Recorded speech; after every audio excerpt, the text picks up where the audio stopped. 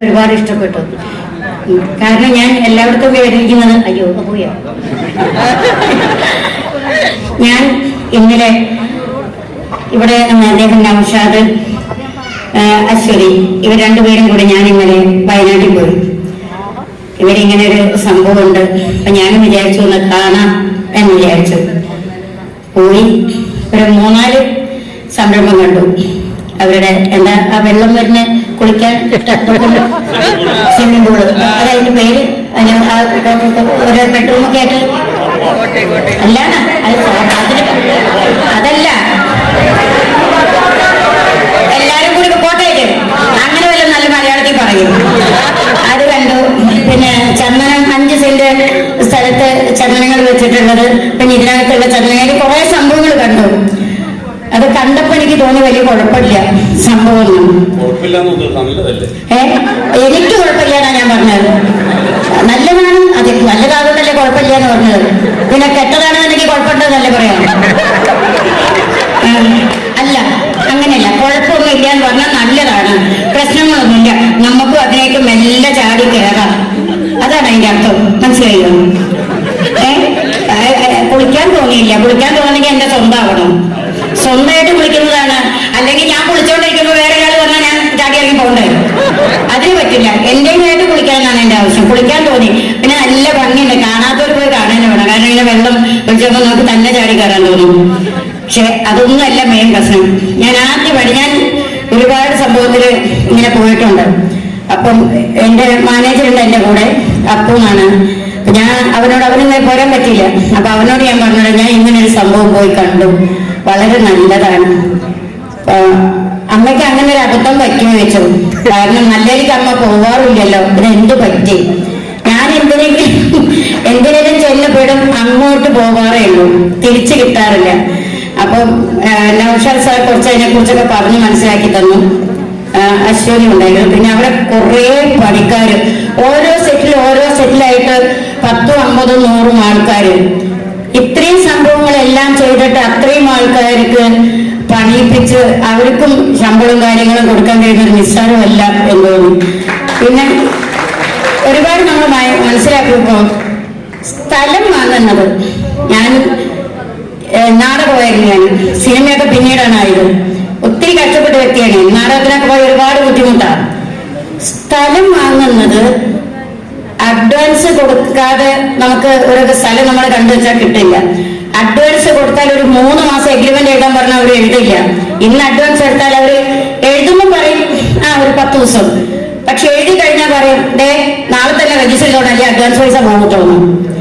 ഇവിടെ ഇതിനെക്കുറിച്ച് ഞാൻ ഇന്നലെ അദ്ദേഹത്തിനോട് കുറെ സംശയങ്ങൾ എന്തെങ്കിലും ചോദിച്ചു. അപ്പൊ പറഞ്ഞു ഒന്നും വേണ്ട, നിങ്ങളുടെ കയ്യിലുള്ള കണക്കുകളൊക്കെ പറഞ്ഞായിരുന്നു. എനിക്ക് എന്റെ അമ്മ മരിച്ചതിന് ശേഷം മനസ്സിലൊന്നും നിൽക്കില്ല, അപ്പം മറന്നു.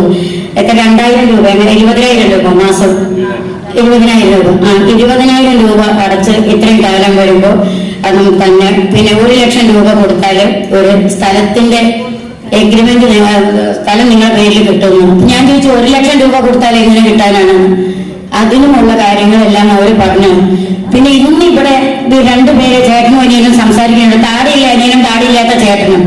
അപ്പൊ അവര് സംസാരിക്കുന്നത് കേട്ട് അത് അവര് തന്നെ പറഞ്ഞത് അങ്ങനെ തന്നെയാണെന്ന്.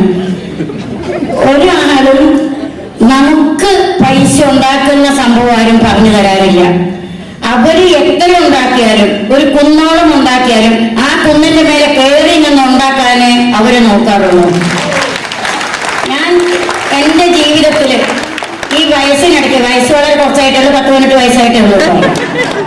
ഈ വയസ്സിനിടയ്ക്ക് ഇങ്ങനെ പൈസ ഉണ്ടാക്കുന്ന ഒരു ടീം, ജീവിക്കാൻ ഇങ്ങനെ പറ്റുമെന്നുള്ളൊരു ടീം ആദ്യമായിട്ടാണ് നമ്മളോട് ഇങ്ങനെ നിങ്ങൾക്ക് ഇങ്ങനെയും പൈസ ഉണ്ടാക്കാം, നിങ്ങൾക്ക് ഞങ്ങൾ പൈസ ഉണ്ടാക്കി തരാം എന്ന് പറഞ്ഞ് നമ്മളെ കയറിട്ട് വലിക്കുകയാണ്.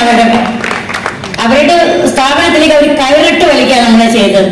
അപ്പൊ ഞാൻ സത്യത്തിൽ രാവിലെ വന്ന് കുറച്ച് കഴിഞ്ഞാൽ പോകാമെന്നുള്ള ഉദ്ദേശം. എന്നെനിക്ക് വേറൊരു ഫംഗ്ഷൻ ഉള്ളതാണ്. പെട്ടെന്ന് രാവിലെ ഞാൻ പറഞ്ഞാൽ നമുക്ക് ഇന്നലെ പറഞ്ഞില്ലേ നമുക്ക് അവിടേക്ക് ഒന്ന് പോകാമെന്ന്. അതിന് വരുന്ന ഒരു പ്രതീക്ഷിച്ചില്ല, വഴി കാര്യമൊന്നും അറിയില്ല. വന്നപ്പോ ഞാൻ വിചാരിച്ചു കുറച്ചു നേരം കേട്ടിട്ട് പോകണം. പക്ഷെ ഇവിടെ എല്ലാവരുടെയും ഇവരുടെ സംസാരം, നമുക്ക് നാളത്തേക്കും ഒരു ജീവിതം, പണം പണമില്ലാത്ത പിണം എന്നൊക്കെ പറയുന്നത് കേട്ടിട്ടുണ്ട്. അപ്പൊ അങ്ങനെയുള്ള സംരംഭങ്ങൾ എന്നൊക്കെ ആരും പൈസ കൊണ്ട് ആരും ജനിക്കുന്നില്ല. ജനിച്ചതിന് ശേഷമാണ് നമ്മൾ പണം ഉണ്ടാക്കുന്നതും നമ്മുടെ ജീവിതം എന്താവണം, നമ്മൾ ആരാവണം, എന്താവണം നമ്മൾ ചിന്തിക്കണം. പക്ഷെ അത് ചിന്തിക്കാനും ചിന്തിപ്പിക്കാനും ഇന്നത്തെ ഈ മാനേജ്മെന്റിന് കഴിവുണ്ട്. അപ്പം എനിക്കും ഒരു താല്പര്യമുണ്ട്. കാരണം ഇവരെല്ലാവരും പറഞ്ഞതുപോലെ എന്തുകൊണ്ട് നമുക്ക് ഇതിലൊരു പങ്കാളിയായി കൂടാ, എന്തുകൊണ്ട് നമുക്ക് കഷ്ടപ്പെട്ടുകൂടാ. നമ്മൾ കഷ്ടപ്പെടാതെ നമ്മൾ വീട്ടിലിരുന്നാൽ ആരും കൊണ്ടുവന്നില്ല. അപ്പൊ അത് കുറെ പഠിക്കണം, ഇവരെ കൂടെ നിൽക്കണം, ഈ കുടുംബത്തിലൊരു അംഗമാവണമെന്ന് എനിക്ക് വലിയ ആഗ്രഹമുണ്ട്.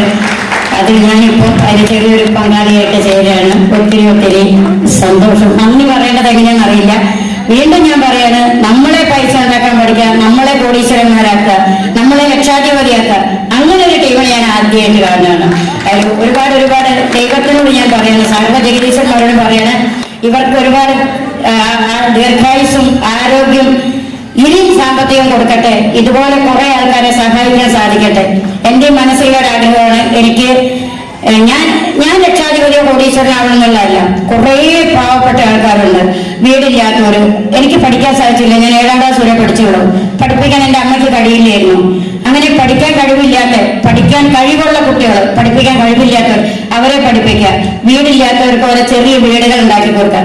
പക്ഷെ എനിക്ക് തോന്നി അവിടെ ഇരുന്ന് കേട്ടപ്പം ഞാൻ ഇതിലേക്ക് വന്നാൽ ഇതെല്ലാം എനിക്ക് സാധിക്കും. അങ്ങനെ നിങ്ങളുടെ എല്ലാവരുടെയും അനുഗ്രഹം പ്രാർത്ഥനയും വേണം.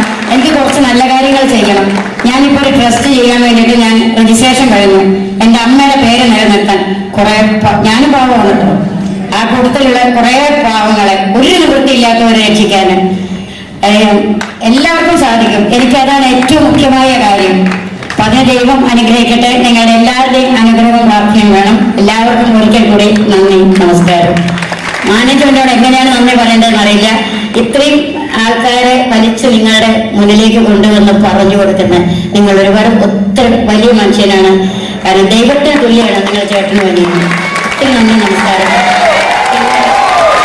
എനിക്ക് പുകഴ്ത്തി പറഞ്ഞ സ്വഭാവമൊന്നും ഒരിക്കലുമില്ല. തെറ്റി തന്നെ എവിടെ വെച്ച് ഞാൻ പറയും. സായി ഞാൻ പറയുന്നതിന്റെ സ്വഭാവം. പക്ഷെ ഇതെനിക്ക് ഒത്തിരി എങ്ങനെ പറയണമെന്നറിയില്ല. എന്തായാലും ആ താടിയില്ല അനിയനെങ്കിൽ കുഴപ്പമില്ല. എന്തായാലും ഒരാട്ട് കൊടുത്തിട്ടുണ്ട് അദ്ദേഹത്തിന്, അത് മതി. കൺഗ്രാറ്റുലേഷൻസ്. ഒരു ഫോട്ടോ എടുത്തിട്ട് പോവാം ചേച്ചി.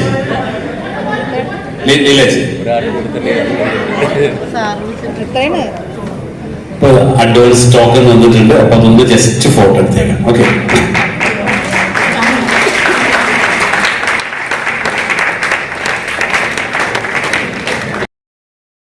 ഇപ്പൊ 2 ലക്ഷം രൂപ തരുന്നുണ്ട്. ബാക്കി നോക്കിയിട്ട് പറയാൻ അവരുടെ പേര് പീറ്റർ, സ്ഥലം വൈറ്റ്ല. Congratulation mister Peter.